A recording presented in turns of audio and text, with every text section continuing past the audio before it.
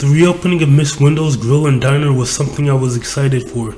She had closed it down years ago due to financial difficulties after COVID reached our small town. She started talking about bringing it back a few months ago, but her husband was against it. He said it was an unnecessary risk, that they'd have to invest all of their money into it and it could possibly fail. They argued about it for months until Mr. Wendell disappeared. He left a note stating that he'd be better off without her ruining his financial stability. He said more in that letter, speaking purely out of spite. It made me wonder what more could have happened between them to cause such an extreme turnaround. They always seemed so loving toward each other. The diner reopened today with an all-you-can-eat event, and the public reception was exceptional. It seemed that the entire town remembered the delicious food she used to make and had been waiting to eventually have another plate. My favorite was her pulled pork sandwiches.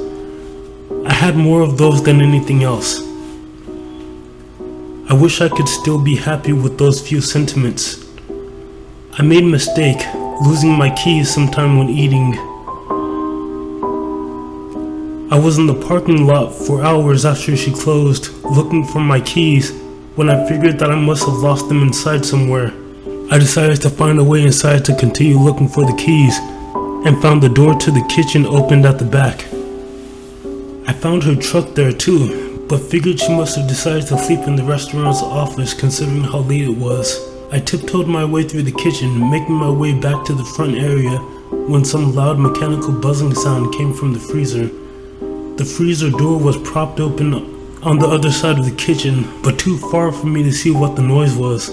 Of course I got too nosy and had to find out. I crept across the tile floor, relying on the sound of that machinery to mask my already softened footsteps, and peeked around the doorframe into the freezer. Miss Wendell stood with a buzzsaw in both hands at the end of a line of frozen cattle. She was carving meat off one of them when she lifted the saw again to go in for another slice, and I got a clear view of what she was carving.